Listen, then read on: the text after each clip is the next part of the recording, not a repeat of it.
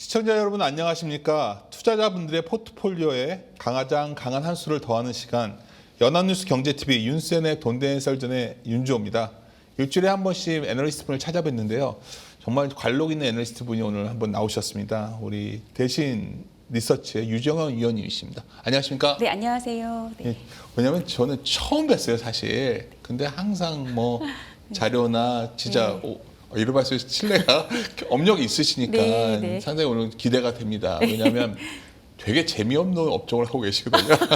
네, 그렇긴 하죠. 네. 근데 투자자분들 알고 계셔야 되는 게 이 재미없는 업종에 주식을 갖고 계신 분들이 꽤 많을 텐데 네. 그분들은 특히 이 상황에 대해서 파악을 하셔야 뭐 그렇죠. 이걸 여기서 뭐 가치를 보고 더 살 건지 네. 아니면 지금이라도 뭐 죄송스럽지만 줄이고서 딴 걸 해야 될지. 네. 근데 이제 제가 위원님이 참 역시 관록이 있으시다는 게 제가 어제 인터뷰를 하기로 했더니 딱 저에게 핵심 질문 두 가지 보내주셨어요. 네. 근데 정말 읽으면서 이제 직관이 보였는데 그 첫 번째 질문입니다. 그러니까 결국 뭐 한국 내수 흐름이 굉장히 타국과 다르고 특히 다른 나라들은 그래도 내수 업종들이 올라갔다 내려갔다 하는데 우리는 그냥 쭉 구조적으로 내려오는데 네. 여하튼 주된 이유와 이 한국의 구조의 특징이 뭔지 한국의 내수주들, 소비주들 이런 것들에. 네. 이게 한국은 이제 고성장하는 나라가 아니잖아요. 그쵸. 그래서 사실 그 국내 소매 시장은 물가 상승률 수준으로 성장을 합니다. 그러니까 대략 한 2%, 3%. 근데 이제 전에 없던 새로운 플레이어들이 굉장히 많이 등장해서 10년 사이에 그러니까 네이버, 뭐 쿠팡, 컬리. 근데 이런 기업들의 매출 혹은 거래액이 기존의 기성 오프라인 업체들을 뛰어넘고 있거든요. 그러니까 사실 시장 자체는 커지는데 뭐 그것도 이제 뭐 한 2, 3% 성장으로 커지는데 새로운 사업자들이 등장하니까 기존에 있던 그 상장사들은 매출 성장이 사실 불가능한 거죠. 근데 이제 그런 환경이 오래 지속됐고 그리고 또 한 가지 한국은 이제 인구가 곧 감소할 나라예요. 그래서 그 물건을 사줄 사람이 더 이상 늘지 않는다는 그렇죠. 점에서 국내 유통사들은 사실 좀 어렵습니다. 그리고 유통 플랫폼은 온라인의 경우를 제외하고 사실 해외로 진출하기 굉장히 어려운 진짜 찐 내수 산업이잖아요. 근데 사람도 더 안 늘고 그다음에 새로운 플레이어가 등장하니까 사실 유통주들이 올라가기 굉장히 어려워졌죠. 네. 제가 봐도 저희 집도 맨날 쿠팡 거 들어와 있고. 네. 갑자기 딴 걸로 새는데 네. 원래 쿠팡 막 들어와서 네. 이마트가 되게 힘들었었잖아요. 네.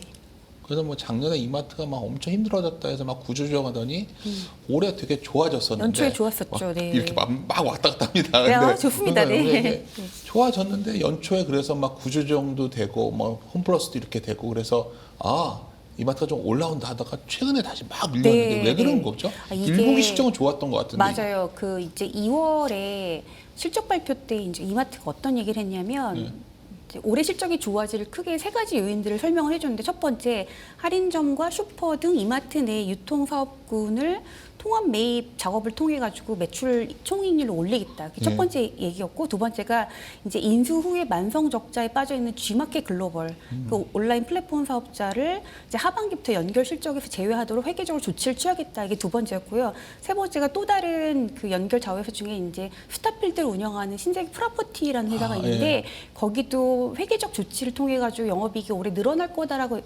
언급을 했어요. 그리고 실적 발표 직후부터 마침 홈플러스 사태가 터지면서 맞아요, 맞습니다. 그 반사세를 입을 거라는 기대감들이 있었죠. 그래서 실제로 1분기까지 실적이 잘 나왔는데, 근데 최근에 주가가 왜 빠졌냐? 일단은 이제 그 이마트의 주요 자회사인 쓱닷컴이 비용 절감을 하기 위해서 그 원래 기존의 온라인 물류센터에서 그 택배 사업자를 4개의 사업자를 썼거든요. CJ 대한통운을 비롯해서 뭐 한진 등등.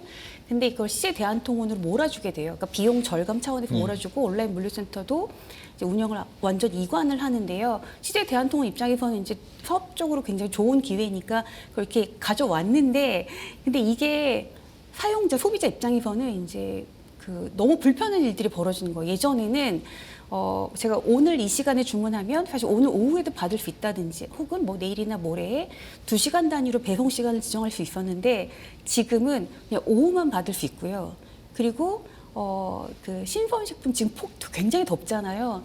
7시 반까지 도착하도록 하는 시간대에 주문을 해놨는데 밤 11시에 온다든지. 근데 다 녹아서 와요. 아, 제가 네. 말씀하니까 생각이 났어요. 네. 저희 제 처가 네. 막 불만을 얘기하는 거예요. 네. 옛날에는 그 이마트에 주문 승인가 주문을 네, 하면 그쵸. 이마트 근처에서 그 매장에서 이렇게 포장을 해서 이렇게 딱 하나로 왔는데 하나로 알비백이라고 해가지고 굉장히 포장이 잘 돼서 왔어요. 네. 어느 박스를 막 이만큼 갖고 올라오는 거예요. 네. 근데 뭐 요만한 거 하나 들어있는 박스 따로 네, 딱 그렇죠. 따로서 네. 이게 뭐 하는 짓이냐고 막 이러더라고요. 아, 그게 그래서 네. 근데 지금 그거군요. 너무 네. 더웠잖아요. 네. 사실 근데 7월에 사실 저도 이마트 쓱닷컴 헤비 유저였는데 네. 사실 제가 다른 채널에서 구매를 하기 시작할 정도로 저처럼 이제 로열티 높은 고객들이 굉장히 많이 빠져나가서 7월에 카드 결제액이 반토막이 났다고 하더라고요. 아, 이거 간단한 문제가 아니네요. 간단한 문제가 아니고요. 사실 이게 그 일반적인 리테일에서 생필품을 사는 거는 네. 사실 뭐 이렇게 물건이 크게 다르지 않기 때문에 아무 데서나 살 수 있는데 그래도 쓱닷컴에서 계속 사용하던 사람들이 떠나가게 만든 거는 기존 서비스 이상으로 뭔가 더 그 만족감을 얻어야지 그걸 다시 사용하지. 굉장히 지금 그 이제 회사가 뭐 어떻게 해보겠다 그런 얘기는 하고 있는데 그러니까 그런 기대감과 뭐 여러 가지 회계적인 조치들이 이제 주가에 반영됐다가 2분기 이제부터 그런 실적이 깨지고 그다음에 7월에 그런 일들이 이제 복합적으로 작용하면서 주가가 이제 많이 하락한 굉장히 상태죠. 이해가 가네요. 저는 네. 제 바로 옆에서 있었던 일인데 제가 주가 이게 애널리스트 분의 판단이 중요한 게 네. 그럼 이마트의 이 문제가 카드액이 반줄었다는 얘기 들으니까 뭐 그냥 주가 빠졌다고 접근할 상황은 아닌 것 네, 같아요. 절반으로 줄었다고 합니다. 네. 근데 이제 여하튼 뭐 제가 이제 궁금한 게 옛날에는 저도 백화점 가서 뭐 사고 옛날에 우리 부모님들은 시장 가서 사다가 네. 백화점이나 뭐 대형 마트 가서 사다가 네. 이제는 온라인에서 사는 게 대세가 되는데 네. 여하튼 유통시장의 이런 변화들이 결국은 약간 진화하면서 시장 형태가 확 변해가잖아요. 그렇죠. 유통 애널리스트 입장에서는 지금 그러니까 한마디로 지금 어떻게 아까 그러니까 성장은 제한됐는데 재편된 거로 보시는 네, 거죠. 네. 그러니까 재편돼서 살아남는 것들은 뭔 거예요, 그럼 지금? 예, 그 이제 유통의 3대 요소를 꼭 이제 짚고 넘어가야 되는데 네. 이제 입지, 그러니까 로케이션하고 상품, MD, 그다음 마지막에 서비스예요. 근데 사실 그 온라인으로 거래를 하면 점포 입지라는 게 의미가 없잖아요. 그리고 굉장히 더 많은 상품과 제품들을 그냥 손쉽게 검색을 할 수 있어요. 게다가 가격 비교까지 가능해요. 그러니까 내가 정말 직접 발품을 팔아서 매장을 찾아갈 정도의 그런 고가의 물건이 아닌 이상은 그냥 온라인으로 거래를 하게 되는 거예요. 그래서 지금 이게 그냥 단순히 뭐 기업체들끼리 경쟁해가지고 가격이 낮아지는 게 아니고 원래 오프라인 매장에서는 매출의 상당 요율로 수수료를 내야 되는데 온라인은 그게 굉장히 낮거든요. 그러니까 그 판매자 입장에서는 가격을 20-30% 이상 싸게 팔 수 있는 거죠. 그러니까 소비자 입장에서는 얼마나 쉬워요. 그냥 가게 되는 거죠. 그래서 이게 예전에도 처음에는 이제 온라인 쇼핑 시장이 태동 때에는 여전히 오프라인이 성장을 잘했어요. 근데 이제 뭐가 문제가 됐냐면 모바일 쇼핑이 본격화되면서 이 휴대폰은 저희 사족과도 같은 건데 24시간 끼고 있잖아요. 그러니까 PC로 주문할 때랑 완전히 세상이 바뀐 거고 2010년 이후로 그리고 그러면서 이제 시장이 재편됐고 그 유통 산업 자체는 앞서도 말씀드렸지만 꾸준히 성장하지만 이제 온라인에 그 1, 2 사업자만이 주로 성장을 하고 거기에 대응하지 못하면 그래서 대형마트 쪽이 굉장히 피해를 많이 보는 거예요. 백화점 여전히 성장하지. 왜냐하면 거기는 이제 비싼 뭐 시계, 핸드백 이런 거 팔기 때문에 가서 물건을 보잖아요. 그래서 백화점은 그래서 어쨌든 사람들이 가는 채널이고 대형마트가 가장 피해를 많이 받는 지금 채널로 있는 거죠. 네. 그냥 주제로 바로 네. 핵심으로 나오면 네. 온라인 채널 얘기를 하는데 네. 사실 하기 전에 네. 원래 연초나 하반기 많은 애널리스트 분께서 새 정부 출범하니까 이제 돈도 풀 거니까 네. 막 좋아질 거라고 했었고요, 유통주가. 네. 근데 뭐 좋아진 것도 있지만 전반적으로 이렇게 좀 부진해요. 그러면 네. 제가 궁금한 건 이제부터 좋아질 거다 할 수 있는 건지. 예를 들어 대표적이게 우리가 저도 받았지만 편의점 같은 게 좋아질 수 있었잖아요. 네. 좋아질 수 있는 겁니까 이제부터? 주가는 되게 안 좋던데. 결론부터 말씀드리면 좋아질 수 있다고 생각은 하는데요. 네. 물론 채널별로 좀 차이는 있을 것 같고 이제 말씀하신 대로 새 정부 출범하면서 억눌렸던 소비 심리가 지금 뭐 지난달 7월도 그 110일을 넘었다고 이제 계속 그런 좋은 기사들이 나오는데요. 실제로 백화점 7월, 8월 매출 성장률이 모두 5%, 6%대로 굉장히 좋아졌어요. 사실 상반기 때는 0%대였거든요. 아, 백화점이 그렇게 많이 네. 잘 되니까. 근데 백화점에서 뭐가 잘 팔리냐? 그러니까 명품은 원래 또 고성장했고요. 진짜 경기를 반영하는 게 이제 국내 패션이에요. 입고 계신 이런 뭐 우리가 사실 이거는 경기가 안 좋은 사람들이 옷을 그냥 안 사버리니까. 근데 명품은 그냥 사는 사람들이 계속 사는 거고. 근데 상반기에 패션 카테고리 성장률은 제로 혹은 마이너스 구간이었는데 지금 이제 7월에 2%, 8월에 4%. 그러니까 좋아지는 게 보이긴 하죠. 그래서 이게 이제 계속 갈 거냐, 이제 이거에 대해서 시장이 조금 그 지켜보자는 입장에서 주가가 좀 이렇게 그 횡보하는 상황인 것 같고요. 편의점의 경우는 마찬가지로 상반기 매출 성장률이 거긴 마이너스였어요. 근데 7월 들어서 플러스 2, 플러스 3 정도로 이제 반전했죠. 전반적으로 좋아지는 건 맞습니다. 대형마트만 실은 힘들어요. 왜냐면은 대형마트는 민생회복 지원금을 사용할 수 없잖아요. 아, 그렇군요. 네, 그리고 그 식재료를 사다가 집에서 밥을 해 먹어야 되는데 외식들을 많이 하시고 그 식당에서 쓸 수 있으니까 그 돈을. 그러니까 뭐 편의점 가서 필요한 거 사고 그러면서 이제 근데 그 민생회복 지원금이 이제 마중물이 되어가지고 소비가 전반적으로 늘어날 수 있다고는 생각하지만 일단은 대형마트 쪽은 좀 피해를 보고 있죠. 네. 말씀하신 거면 전반적으로 좋아지는데 하여튼 대형마트는 성장이 더디고 네. 뭐 다른 건 좋아지다. 근데 제가 이제 자료를 봤어요. 제가 이제 쓰신 자료를 6월 18일 네. 발간 자료 보면 하여튼 요즘 전반적으로 유통 애널, 화장품 애널 모든 분들이 내수 계신 분들은 결국 올리브영과 다이소 얘기를 많이 네, 하시는데 그렇죠. 네.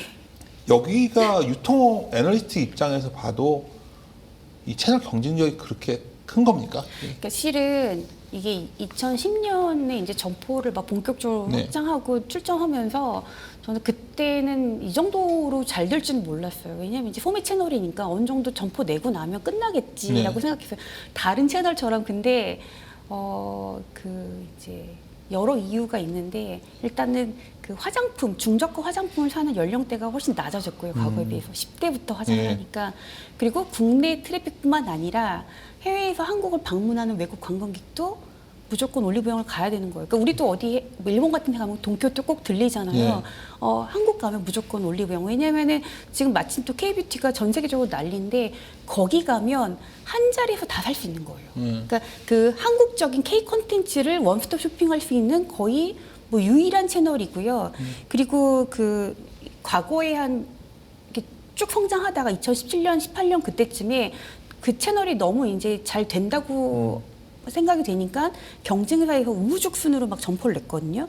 근데 이제 100개, 200개 내고 있는데 올리브영은 이미 1000개 이상.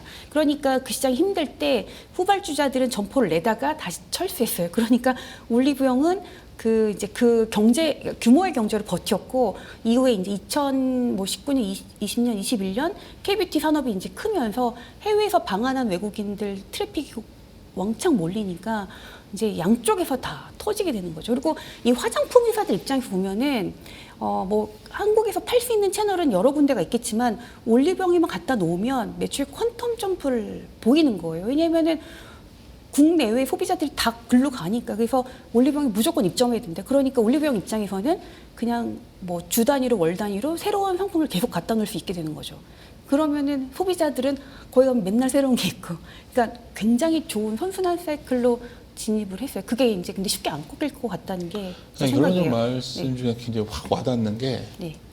그랬네요. 진짜 올리브영이 뭐 H&B 샵, 네, 뭐 헬스앤뷰티 헬스앤뷰티. 네. 이게 다른 나라 가면 올리브영이 없잖아요. 그렇죠. 뭐 네. 다른 나라 가면 그 비슷한 무슨 일본도 왓슨스도 뭐 왓슨 있고 뭐 그다음에 다. 영국의 부츠 이런 데가 있죠. 비슷한 데. 우리나라도 그럼 대기업들이 시도를 했던 것 같아요. 기억에 무슨 네. 화장품 회사들도 했던 것 같고, 근데 네. 결국 살아남은 거는 올리브영 온리.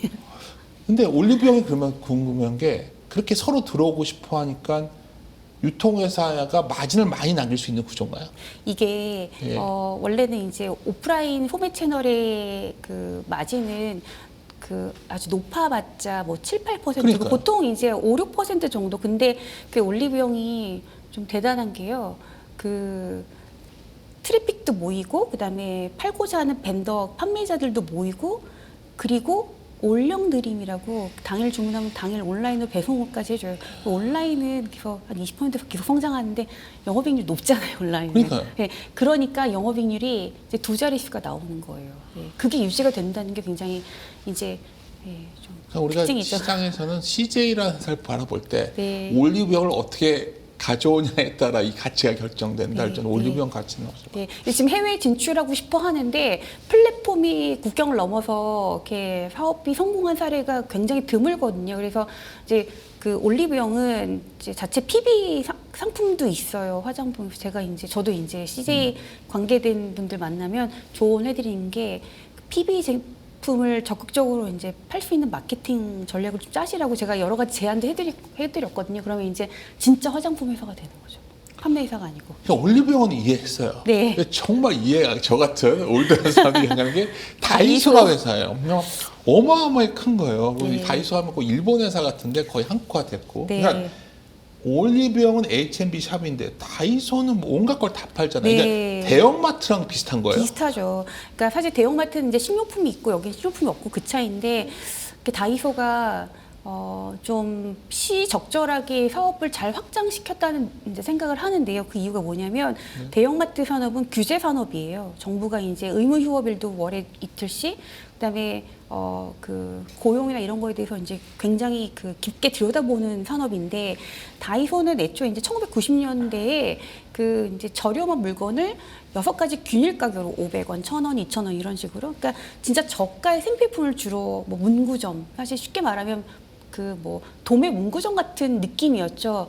그런데 이게 이제 2022년 이후로 물가가 굉장히 오르고 그러면서 사람들이 이제 다이소 가서 저렴한 걸 사기 시작했는데 그러다 보니 사람들이 많이 오잖아요. 그러면 이제 다양한 걸 갖다 놓고 팔 수가 있잖아요. 네. 거기 이제 화장품도 갖다 놓고 팔고 다이소용으로 화장품을 또 만들어요. 화장품 회사들이. 네. 그럼 이제 어린 학생들도 많이 가고 그리고 또 한국에 온 김에 또 거기 들리는 또 외국인도 있고 그래서 그러니까 올리브영이 중저가 화장품을 파는 채널이지만 실은 다이소보다는 약간 고급 제품 구색이고요. 다이소는 원래는 이제 그 생필품이나 문구점을 팔다가 이제 그 올리브영보다 더 낮은 가격대에 뭐 이제 화장품들을 팔면서 이제 카테고리가 무한 확장되니까 점당 매출액 성장률이 이제 엄청 커지는 거예요. 전에는 진짜 싼 것만 팔았는데 조금 그보다 가격대가 여전히 싸지만 그렇게 된 거고, 그러니까 이게 규제 속에서 그 대형마트처럼 받지 않는 그 규제 빈자리에서 자기 포지션을 굉장히 잘한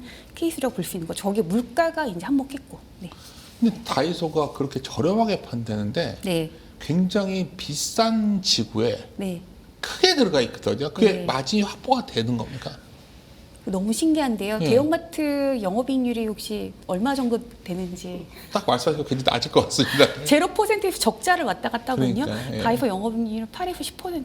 그러니까 저도 간접적으로 들었는데 그러니까 그렇게 그러니까 거기에 넣는 기업들에게 손해를 보여서 넣어주지 않는 이상 그게 어떻게 가능한 거죠? 그게 이제 그만큼 규모의 경제, 점당 매출이 커지면서 그 그냥 규모의 경제 효과를 이루는 굉장히 그 이상적인 옵티멀한 레벨의 지금 딱 구조가 만들어진 거죠. 예. 그리고 거기 갑자기 안 오던 외국인도 오게 되고. 예. 예. 그 우리가 이제 해외 여행을 가면 어디는 꼭 들려야 돼 이런 거 있잖아요. 앞서 잠깐 돈키호테도 나왔지만 예. 외국인들이 얘기하시죠. 가면요, 예. 네, 이 외국인들이 가면은 국내 소비자들이 가서 살 때보다 더 많이 사요. 왜냐하면은 맞네요. 그렇죠, 네. 일본 가면 꼭 마지막에 돈키호테 가서 이만큼 사고 네, 오니까. 왜냐하면 여기 예. 온 김에 그냥 막 이것저것 다 사고 거기 산 걸로 선물을 하잖아요. 근데 화장품만큼 선물하기 좋은 게 없어요.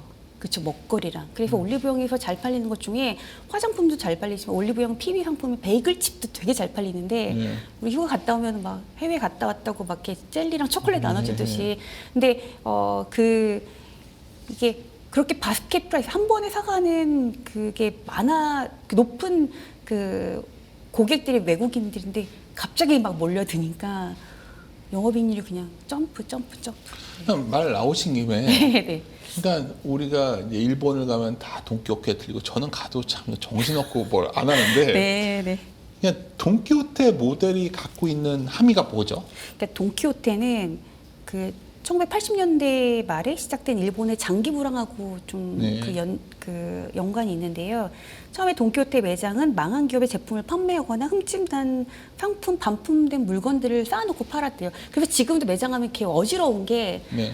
그냥 걔들이 이제 매대를 이렇게 만들어 놓고 거기다 차곡차곡 물건을 이제 놓고 파는 게 아니고요. 대충 쌓아놓고 팔던 그 모델이. 정신이었어 못 사겠더라고요. 네, 그래서 물건을 찾는 재미까지 이제 소비자들한테 어필한다. 이게 이제 오히려 그 매력 포인트가 됐는데, 그러니까 2000년 이후에 사실 뭐 일본도 우리보다 이제 더 성숙한 시장이니까 뭐 일본의 소매 판매 시장 성장률이 1%대였는데 돈키호테가 매년 25%씩 성장을 해요. 그게 아니 어떻게 가능한가? 일본 사람들 돈도 없는데. 근데 이제 계속 얘기했듯이 이제 방문하는 외국인들이 이제 무조건 들리는 채널이 된 거예요. 그래서 이제 얼마나 이게 올라왔나 봤더니 그 돈키호테 그러니까 돈키호테 그 회사에서 그 이제 디스카운트 스토어 사업부가 있거든요. 뭐 네. 쉽게 말하면 대형마트 사업부 그 안에 돈키호테의 그 외국인 매출을 추정할 수 있는 텍스 프리 매출액이 텍스 프리, 있어요. 예. 네. 그게 디스카운트 스토어 사업부 매출이 3%밖에 안 되는데 작년에 이제 10%까지 올라갔어요. 한국 사람도 산 것 같은데. 네, 맞아요. 엄청나게들 가시잖아요.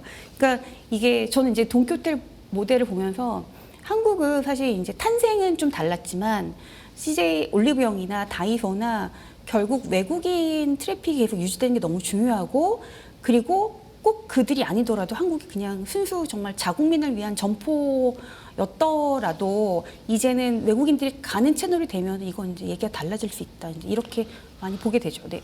그게 6월 18일 발간한 네. 자료 제목이 방한 외국인들의 필수 관광 코스 점포는 어디냐. 네. 근데 이제 뭐 제가 봐도 제가 이제 사는 곳이 저도 관광지에 살아서 제가 서촌에 살거든요. 네. 거기도 뭐 북촌, 서촌 이렇게 외국인들 아, 많고 네. 성수 외국인들 많고. 네. 근데 이제 정말 종목으로 다시 넘어가는 건데 네. 그러면서 이제 언급하신 게 현대백화점을 언급하시는 거예요. 네, 네. 그래서 근데 우리가 이제 유통업체 종목들을 들어가 보죠. 이제 뭐 다 이제 유통업이라는 게 이게 하나로 되어 있지만 자회사들도 다 섞여 있는 좀 분석하기가 어려우실 네, 텐데. 복합 기업이 됐습니다. 그죠? 네. 현대백화점부터 먼저 이번 실적 8월 7일 날 네. 모든 사업부가 좋아지고 있다고 하셨는데 네. 일단 실적 얘기도 하지만 이 현대백화점에 대해서 한번 얘기 좀 네. 해주실래요? 현대백화점은 잘 아시다시피 이제 백화점 사업부가 있고요. 네. 그 다음에 이제 무역센터점에서 운영하고 있는 그 면세점 사업부도 네. 있어요. 얼마 전에 동대문을 이제 닫았기 때문에 동대문 이제 두타에서 네. 하던 게 이제 없어졌고, 그 다음에 이제 지누스라고 하는 매트리스 회사를 인수해서 지금 이제 그 사업을 열심히 하고 있는데, 현대백화점은 사실 그 브랜드 이미지도 상당히 이제 고급적이고 고급스럽고 뭐 소비자들의 이제 사랑을 많이 받는 브랜드인데, 몇 년 전에 지누스 회사를 인수하면서 이제 곧바로 이제 실적이 안 좋아지기 시작한 거예요, 지누스가. 그래서 이제 원래 뭐 연간 한 700~800억 영업이익을 내던 회사가 이제 분기 막 적자를 기록하면서 네. 이제 굉장히 고생하다가 그 작년 말부터 지누스 실적이 이제 돌아서기 시작했어요. 네. 그래서 이제는 이제 마이너스에서 부호가 플러스로 바뀌니까 이제 그 이익 기여하는 게 굉장히 커졌고요. 그리고 그 면세점을 말씀드린 대로 동대문을 접었습니다. 그래서 면세가 이제 실적이 안 좋을 땐 분기에 막 적자 100억 이상씩 냈는데요. 이번엔 적자가 20억도 안 나왔어요. 그러니까 3분기, 4분기부터는 이제 흑자 전환할 것이다라고 우리가 이제 이해가 되는 거죠. 그래서 이제 그 세 개 큰 사업부에서 메인도 지금 7, 8월 아까 말씀드린 데 숫자가 이렇게 올라오고 있지. 그다음에 지누스는 안 좋았다가 이제 작년 말부터 좋아지는 게 보이고, 면세점이 드디어 이제 흑자 전환하는구나. 이제 이렇게 굉장히 마음 편한 종목인 거죠. 근데 다 좋다 말씀하시는데 일단 궁금한 게 줄까요? 외국인 네. 우리는 네. 저 여의도에 계속 있었으니까 저도 더현대 외국인들이 이렇게 많이 와요? 그러니까 저도 되게 놀랐어요. 저도 네. 이제 여의도 생활을 오래 한 사람인데, 아니 그 섬에 네. 관광객 입장에서 보면 오지 아닌가. 왜냐면 이제 외국인들 오면은 뭐 경복궁 그런데 서촌 계시는 네. 그쪽에서 이제 한복으로 갈아입고 경복궁 관광하고 사진 찍고, 그러니까 강북이 메인 지역이잖아요. 강북 시내가. 근데 왜 더현대를 오지? 그리고 또 삼성동 무역센터 현대백화점 거기도 막 바글바글 거리는 데서 제가 이유를 가만 보니까 그 이제 이게 바이럴 마케팅이 이제 제대로 먹힌 거예요. 사실 현대백화점이 의도한 건 아닌데, 그러니까 더현대 보면 사진 찍을 장소들이 되게 많잖아요. 그리고 팝업 스토어를 굉장히 잘하면서 이른바 젊은 MZ 소비자들이 굉장히 많이 방문을 해요. 근데 이제 그 소비자들은 다른 연령층에 비하면 사진을 많이 찍고 인스타나 틱톡 같은 데다가 이제 글 올려요. 근데 우리도 해외 여행 나가 보면은 알지만 검색을 하잖아요. 어디에 가서 뭘 먹고 뭘 찍고 어디가 유명하대. 근데 그게 이제 그 인스타나 틱톡은 사실 글로벌 소비자들이 사용하는 거니까 그러니까 검색을 하면서 거기가 항상 걸리는 거예요. 그러니까 한국에 가면은 여의도의 더현대점을 가야 돼. 이렇게 되는 거고요. 네. 그리고 그 삼성동 무역센터점은 실은 무역센터점이 그 부각된 게 아니고요. 그 스타필드 코엑스점의 별마당 도서관이 부각이 돼요. 거기 사진 찍으러 간 거예요. 네, 그랬다가 이제 무역센터점을 오는 거예요. 그래서 그리고 이제 성수도 가고 홍대도 가잖아요. 그러니까 여의도나 삼성동이 오지가 아닌 게 돼버렸죠. 이제는 서울 방방곡곡뿐만 아니라 서울 근교 뭐 하물며 이제 동네 뒷산에도 외국인이 많아지는 상황이 되다 보니까 그래서 저는 이제 기업들한테 그런 제안을 많이 해드려요. 그러니까 그냥 그 무차별 마케팅 하지 마시고 그 바이럴을 많이 일으키는 특정 연령층이나 고객층에 맞춤 그 마케팅을 하셔야 된다. 그게 그럼 글로벌로 퍼져나가는 순식간이다. 예. 우리 뭐 아파트 로제가 부른 거 며칠 만에 1억 뷰 달성하는 거 그런 나라가 됐잖아요. 네. 네.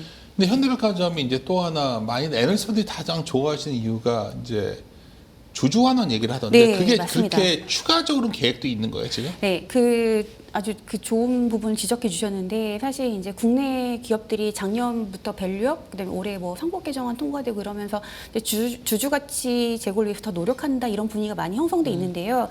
유통회사들은 그런 게 조금 덜한 편이었는데 현대백화점이 가장 적극적으로 나서고 있어요. 지금 이제 그 보통은 이제 있는 재원에서 뭐 배당을 늘리거나 뭐 자사주 매입하는데 현대백화점은 보유하고 있는 지분을 팔아서 그 돈으로 주주 환원을 해요. 예. 프리캐시 플로우가 그렇게 많지 않은데 그냥. 그러니까 뭐 부족하진 않지만 네.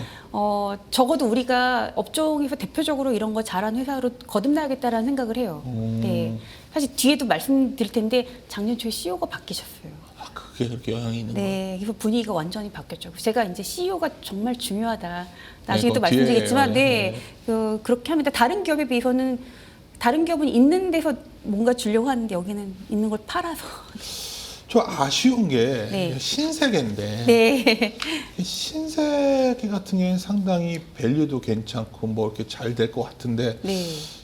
하여튼 뭐 실적이 상당히 제가 보기엔 부진해 보이는데 어떤 네. 건가요?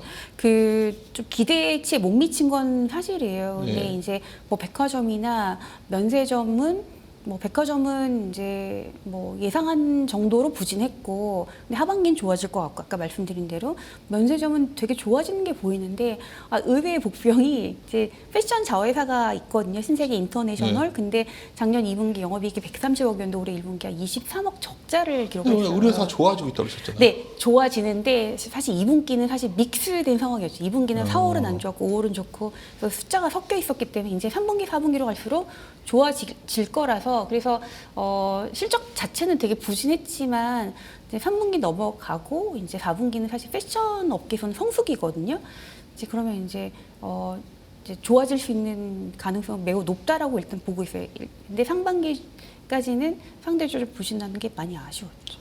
그 제가 봐도 신세계 그 반포에 있는 거 보면 막 공사하고 있었는데 네. 자료 보니까 그 리뉴얼 마무리되면 이게 그 리뉴얼 하니까 비용이 좀 많이 들었는데 이게 해소되면 좋아지는 건가요? 네, 그러니까 그 지금 반포도 고속터미널점도 그렇지만 여기 가까이 있는 본점도요.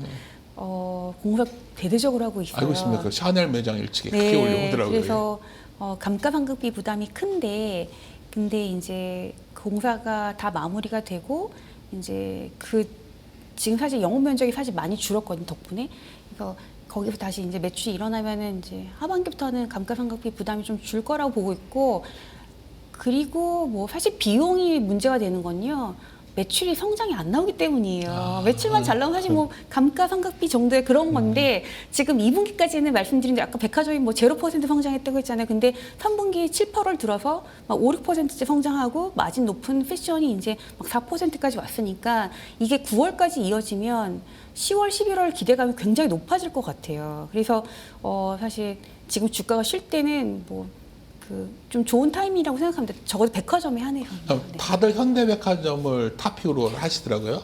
네. 신세계도 그러면 여기서는 보셨어요? 차선 정도 된다 보시나요? 네, 그렇죠. 현대백화점은 그 회사가 자사주를 사고 있기 때문에 주가 그래서 안 빠지고 그리고 그 이제 보유하고 있는 그 계열사 지분을 팔아서 들어온 현금 중에 절반만 자사주 매입을 하고 있는데 나머지 절반도 결국 자사주 추가 매입할 거다 그랬거든요. 그러니까 사실 아직 그 자사주 매입은 정말 올해 내년 계속 할 것 같아요. 야, 현대백화점은 장기적으로 괜찮겠네요. 네, 네.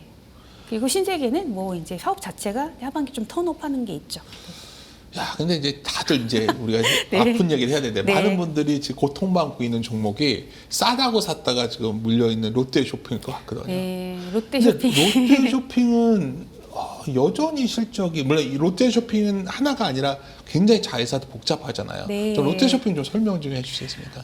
롯데 쇼핑은 이제 애널리스트가 봐도 참 이렇게 복잡하고 어려운 회사예요. 일단 백화점이 있고 대형마트가 있고 그다음에 홈쇼핑, 롯데 하이마트, 그다음에 롯데 슈퍼 있고 그다음에 컬처웍스, 영화관까지. 영화관 쪽이 컬처웍스예요. 네. 저 가끔 근데 가는데 롯데 시네마. 네. 근데 아시잖아요. 요새 영화 산업이 얼마나 어려운지. 진짜 저번에 민망하더라고요. 뭐, 4명인가에서 보더라고요. 보통 혼자 네. 봤다 이런 분들 많으신데 네. 지금 그 컨텐츠리 중하고 같이 그 메가박스의 구조정에서 그 합병한다고 지금 준비 중이에요. 그래서 내년 상반기까지 공정위 심사 기다리고 나면은 결론이 나면은 이제 실적에서 빠져나가게 되고요. 백화점은 상당히 괜찮아요. 아까 말씀드린 대로 뭐 현대, 신세계, 롯데 백화점 전반적으로 좋은데 근데 이제 거기도 마트가 문제고. 롯데마트가. 네, 그 작년 2분기 적자가 160억이었거든요, 롯데. 근데 이번에는 이제 거의 뭐 한 1.5배 이상 많은 390억 적자가 났어요. 그러니까 이번에 그 마트 전용 앱 제타라는 어플리케이션을 냈는데 그럼 이제 초기 마케팅을 많이 해야 되니까 4월, 5월 이제 비용을 많이 썼고 네, 그런 것들이 있습니다. 그래서 롯데는 이제 이렇게 보시면 돼요. 유통업이 좋아지면 롯데도 좋아지는 건 맞는데 가장 천천히 주가가 오르는 회사예요. 왜냐면 이제 100% 백화점만 있는 것도 아니고, 예, 그러니까 자회사 실적이 다 같이 좋아져야 되기 때문에 이렇게 복합 기업은 이제 그 반도체로 보면은 디램 가격 오를 때 하이닉스가 쭉 달리고 삼성전자 뒤늦게 오르듯이. 확실히 제일 나은 비유네요. 근데 네. 상당히 롯데도 뭐 이거 아까 뭐 제타도 있지만 저는 처음 들었거든요. 그러니까 이거 네, 뭐 그 롯데 맞아요. 온도 이렇고 항상 뭘 하는데 네. 왜 이렇게 잘 안 되죠? 여기는 그러면 경영을 잘 못하는 건가요? 아, 근데 이제 좀 좋아지긴 할 것 같아요. 예. 그 이제는 이제 에비타 내에서 투자하는 방침. 그러니까 그 뭐 이것저것 투자하는 게 아니고 어차피 뭐 전에 비해서 이제 투자 대비 수익률이란 뭐 자본 대비 수익률이란 그 뭐 이런 ROIC 다 낮아지고 있기 때문에 회사가 그렇게까지 방만하긴 하진 않고요. 지금 있는 거 정리하면서 뭐 좋아지고 있는데 사실 소비가 좋아진다고 하는 기대감은 2분기에 먼저 시작됐지만 숫자가 돌아서는 건 7월, 8월 돼서 돌아섰기 때문에 롯데도 좋아지는 건 맞습니다. 그리고 배당을 좀 많이 주려고 해요. 자사주는 사지 못하지만 배당은 주당 한 3,800원, 그러니까 배당 수익률은 5% 되거든요. 그래서 지금 현재 주가는 어느 정도 유지가 된다. 뭐 그 오르는 걸 기대하실 분은 다른 종목 투자를 권하지만 적어도 갖고 있는데 내가 배당도 받고 내가 산 가격에서 별로 이렇게 크게 마이너스가 아니면 그냥 그런 차원에서는 보유하셔도 나쁘진 않은 정도입니다. 네. 다음에 이제 뭐 유통 핵심은 아니지만 호텔신라 잠깐 네, 코멘트가 네, 있어서 네. 여쭤보는데 네. 면세점은 이렇게 좋아지고는 있어요. 근데 저 공항 갈 때 보면 면세점 너무 김포 인천 네. 이 공항인가요? 네. 거기 보면 너무 썰렁하던데 아닌가요? 이게 그 면세점이 좋아지려면 뭘 보면 되냐면 이건 제가 투자자분들께 드리는 아이디어인데요. 럭셔리 기업들 실적이 좋아지는지 봐야 돼요. 아. 면세점은 럭셔리 회사들의 주요 유통 채널이에요. 그렇지 않나요? 그렇죠. 맞죠. 네. 그래서 왜 뭐 LVMH 그룹, 루이비통으로 잘 알려진 LVMH 그룹이나 뭐 구찌로 잘 알려져 있는 캐링 그룹 이런 데 보면 주가가 요새 안 되잖아요. 그러니까 그렇죠. 코로나 때 엄청나게들 소비했다가 아마 장롱을 열면은 그때 산 핸드백 같은 거 하나씩 아마 있을 거예요. 그 핸드백을 많이 샀던 고객들이 지금 그 시계랑 주얼리를 그렇게 많이 산대요.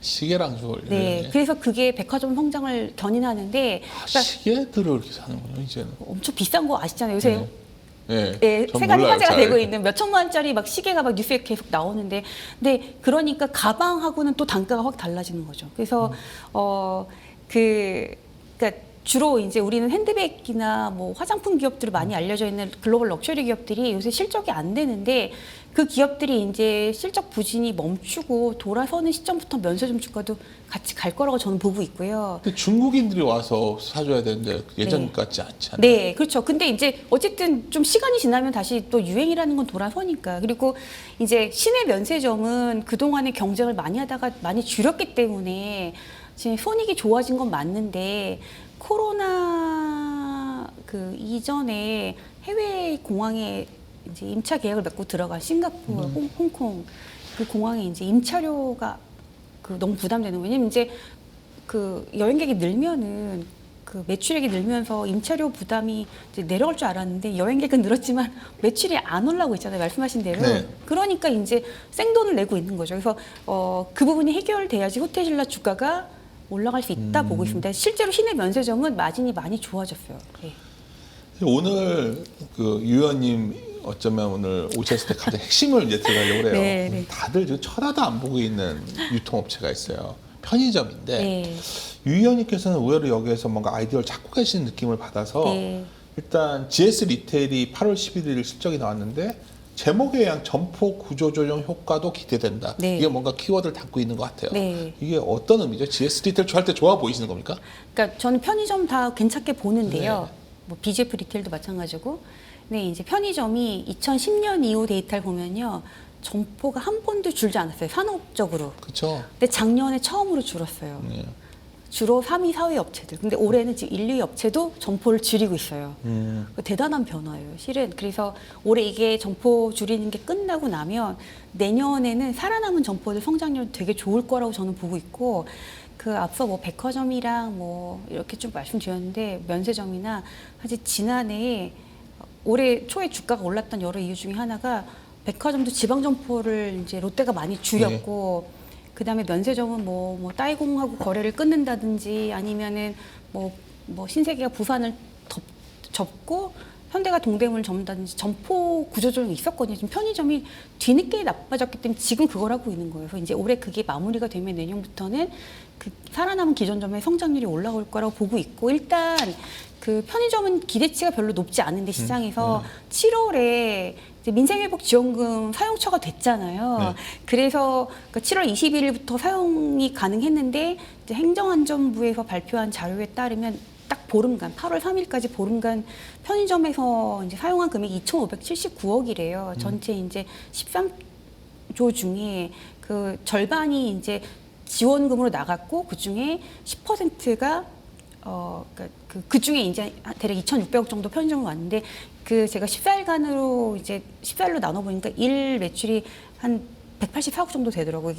그게 지난 작년 3분기 일평균 매출의 916억 대비 20% 되는 금액이에요. 꽤 되네요. 네. 근데 이제 이게 3분기 전체 기존점 성장률로 이렇게 스프레드 시켜가지고 계산하니까 한 0.2% 포인트 개선 효과가 있는데 그게 그 딱 보름간의 수치이기 때문에 그 나머지 사용하지 않은 금액도 편의점 사용한다고 고려해서 계산하면은 한 0.5% 포인트 정도는 기존 점을 끌어올릴 이제 상황이 될 수 있고요. 그리고 7월, 8월이 성수기예요. 그래서 이제 3분기부터 이제 인생회복 지원금 이슈 나오기 전에부터 사실 매출이 플러스로 반전했고 상반기 매출 성장률 마이너스 2%였는데 그리고 이제 4분기 정도 되면은 사실 내년에 구조조정 이후에 기존점이 살아날 수 있다 이런 기대감이 시장에 이제 반영될 수 있겠죠. 그리고 제가 사실 이제 이건 너무 좀 이른 이슈이기 때문에 이제 말씀을 안 드리는데 이 정부 기간 동안 재임 기간 동안 담배 가격 인상 가능성 매우 높습니다. 아, 편의점이 또 담배 가격 그러니까 그 작년 초에 얘기가 나왔다가 4월에 총선 앞두고 얘기가 쑥 들어갔거든요.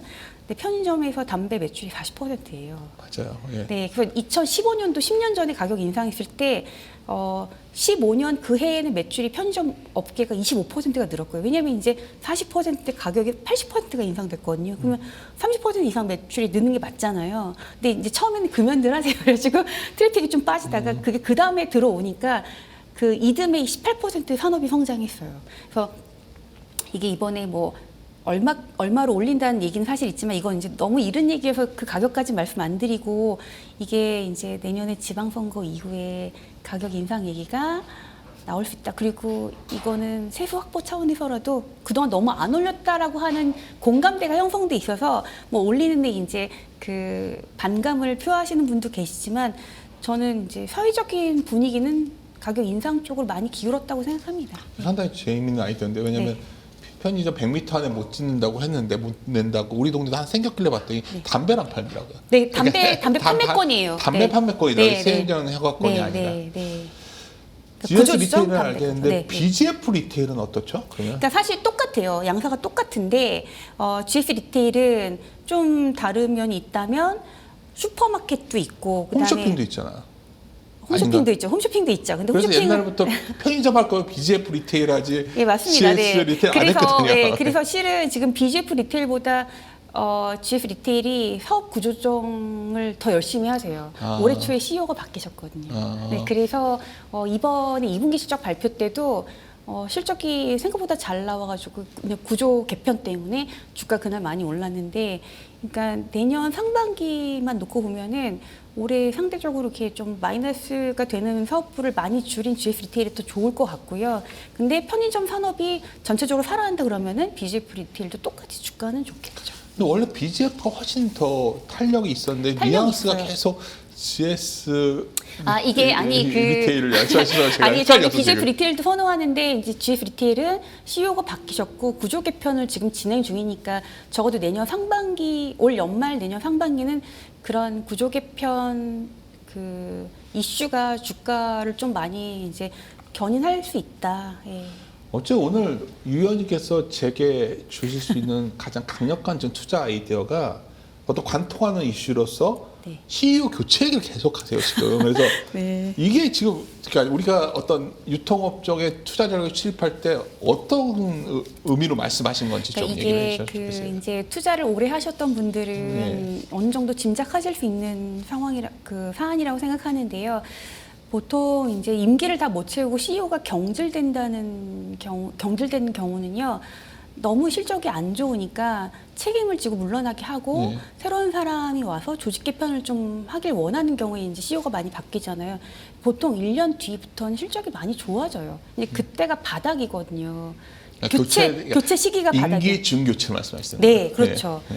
그리고 이제 막 열심히 작업들 하시고 나면 좋아지거든요. 사실 이마트가 올 초에 주가가 오른 거는 사실 그 효과도 있었어요. 네. 작년 초에 CEO가 바뀌셨고. 네. 그래서 사업 구조 개편에서 올해 2월에 딱 아까 여러 가지 실적이 좋아질 수 있는 포인트를 이제 얘기했다고 했잖아요. 근데 GS 리테일도 올해 초에 CEO가 바뀌셨어요. 그래서 마침 그런데 채널의 구조 조정도 지금 같이 일어나고 있는 거죠. 그다음에 사업부 정리도 열심히 하고 계시고, 그리고 제가 가만 보니까 유통업체들이 많은 회사가 딱 작년 초에 CEO가 교체되셨더라고요. 어디죠? 그러니까 신세계랑 이마트랑 그다음에 현대백화점. 네.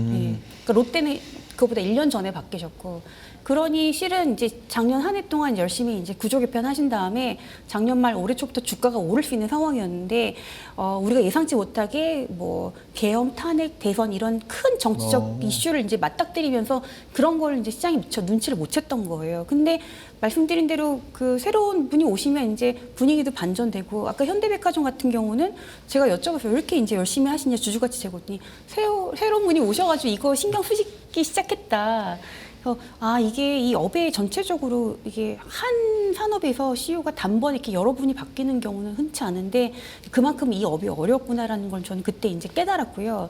올해 초에 이제 GS가 바뀌셨고 거기 그 이제 편의점도 이제 구조조정을 하고 있기 때문에 내년에는 편의점 자체가 좋아지면서 특히 뭐 GS도 구조조정하면서 사업부 이제 실적이 개선되는 이제 것들이 있을 수 있다라고 보고요. 사실 이거는 뭐 유통업계뿐만 아니고 기업들 가만 보면은 CEO 교체 후 1년 뒤부터 주가가 많이 오릅니다. 대표적으로 나이키 지금 굉장히 어렵다고 하는데요. 조금 빠르게 6월부터 좀 주가가 바닥에서 이제 오르기 그렇습니까? 시작했어요. 작년 9월에 바뀌었거든요. 네. 네, 그리고 뭐 국내 기업들 중에도 흔하죠. 뭐 KTNG, 뭐 현대건설 이런 보면 보통 그때가 그냥 빅베스 우리가 얘기하는 정말 바닥. 네. 근데 아까 이제 맨 처음에 말씀하셨던 유 의원님의 어떤 직관과 이게 충돌되는 부분이 있는데 이 업종 자체가 계속 어떤 하향하고 있는데 네. 이 CEO 교체가 이거를 어느 정도 돌릴 수 있다고 보시는 거예요? 그거는 이제 뭐 사실 뭐 몇 년 그게 이어진다고 사실 그렇게까지 보진 네. 않아요. 근데 그냥 CEO만 교체된 게 아니고 지금 새 정부가 들어서 가지고 엄청나게 추경을 하고 있잖아요. 그리고 그 지난 2년 동안 사람들이 사실 2022년 잘 아시겠지만 하반기에 금리 인상되고 나서부터 소비가 진짜 세게 꺾였는데 그 없는 돈에서 해외를 열심히 나가신 거예요. 왜냐면 코로나 때 못 나갔으니까. 그러니까 버짓이 어떻게 돼요? 그러니까 전에는 막 펑펑 쓰다가 굉장히 어려워졌는데 그 안에서 목돈을 써야 되는 해외여행을 갔는데 지금 그 해외여행도 이제 갈 만큼 가가지고 그쪽에서 더 이상 소비가 안 늘거든요.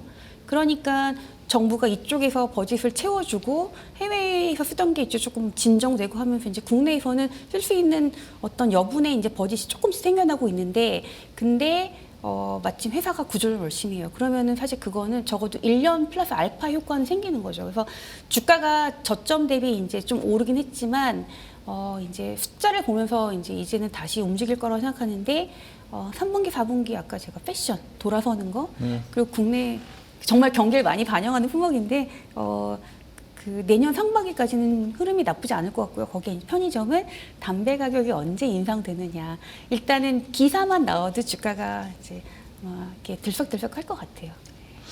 들어보니까 뭐 백화점에서는 현대가 탑인 것 같고 네. 그다음에 뭐 신세계 정도 뭐 다 좋게 보시지만 편의점에서는 GS 리테일 BGF 리테일 사실 비슷하게 좋아합니다. 근데 네. 느낌은 결국 핵심적인 키워드는 그 회사가 스스로 뭔가 개혁의 난성 기업들을 보자. 근데 오늘 또 듣다가 이거 마지막 시간 다 됐는데 궁금한 게 네. 원래 의류 애널리스트로서 워낙 유명하시던 분이니까 네. 계속 말씀에 패션이 돌고 있다. 근데 뭐 다 의류업종 정말 전 안 좋아지는 줄 알고 있었거든요. 좀 살아나는 업체가 있긴 합니까? 근데 이게요 유통하고 비슷해요. 그러니까 기존 사업체들은 별로 안 좋은데 뜨는 브랜드들이 되게 많아요. 비상장일 뿐이에요. 비상장이면 그래서 그 요새 뭐 젊은 소비자들이 사랑하는 뭐 마르디 맥크르디라는 브랜드도 있고 맛땡킴이라는 브랜드도 있고 매년 성장을 40~50%씩 해요. 근데 규모가 작긴 하지만 무신사가 상장하면 엄청나겠네요. 엄청나죠. 저는 빨리 상장했으면 그럼 좋겠는데 의류 업종의 큰 섹터가 난 종목이 그게 아마 유통으로 분류될지 의류로 분류될지 모르겠는데 네. 뭐 한간에선 뭐 시가총액 10조 근데 그것까지 갈지 모르겠지만 이 산업도 패러다임이 바뀌었죠. 기존에는 아하. 그냥 백화점에서 중고가 의류를 사던 게 아니고 어떻게 개별화된 마케팅을 하느냐 그다음에 또 그 마르디나 맛땡킴 이런 브랜드들은 왜 주목을 받냐면 해외 점포가 없거든요. 국내에서만 영업을 하는데 매출액의 60%가 외국인 매출액이에요. 한국 들어서 하는 거예요. 야, 화장품 회사들 처음 막 생소한 기업 들었을 때 뭐야 했던 그 기억이 갑자기 나는데요. 네, 그러니까 사실 그게 K 컬처, K 컨텐츠가 뷰티에만 꽂힌 게 아니고 그 K 패션 쪽에도 꽂혀 있는데 아직 이제 분위기가 뷰티처럼 무르익은 건 아니죠. 지금 이제 열심히 그런 조짐들이 보이고 있습니다. 네. 아쉽네요. 더 얘기하면 훨씬 더 길게 갈 수가 네, 있는데 네. 우리가 방송이기 때문에 네. 더 할 수 없고 이 정도에 마무리 네. 져야겠습니다. 예, 오늘 유세 돈된 썰전 마칠 시간입니다. 저도 오늘 상당히 좀 사람들이 기대를 안 하고 있는 업종임에도 불구하고 저는 굉장히 강한 투자 아이디어를 얻었습니다. 아마 시청해 주신 분들도 마찬가지일 것 같고요. 위원님은 오늘 어떠셨는지요? 너무 제가 산만하죠, 좀 제가 말하는. 아니 근데 이제 궁금한 게 많으셨던 네. 것 같고 그 사실 저는 이제 모두 말씀하신 것처럼 너무 재미없게 네. 근데 가만 들여다보면은 사람들의 마음을 읽을 수가 있거든요. 예. 근데 저는 이제 이 일을 오래 했기 때문에 다음에 그래서 뭐가 될 것 같아 내지는 어떤 움직임이 있어 그럼요. 사실 그랬을 때 또 제 보고서나 제 얘기를 들어주시고 투자하신 분들이 그때 미리 얘기를 잘해줘서 괜찮았다 이런 얘기 들으면 이제 전 보람이 있는데 그래서 이제 재미는 없지만 가끔가다 그런 일이 있기 때문에 그 보람으로 일을 하는 거죠. 네. 저는 오늘 네. 이런 생각이 들었는데요. 네. 왜 유 의원님께서 그렇게 오랫동안 많은 매니저분들의 어쩌면 신뢰를 받아왔는지 오늘 느꼈어요. 왜냐하면 여기서 또 어떻게든 아이디어를 잡아내시려고 했던 느낌을 받았고 네. 저도 그 아이디어에 동의하기 때문에 아마 상당히 유용한 시간이었다 생각합니다. 네. 예, 저는 또 다음 주에도 이처럼 애널리스트 분들이 고민하신 그 내용을 갖고 저도 약간 귀동냥하는 그런 시간을 갖도록 하겠습니다. 오늘도 함께 시청해 주셔서 감사드립니다.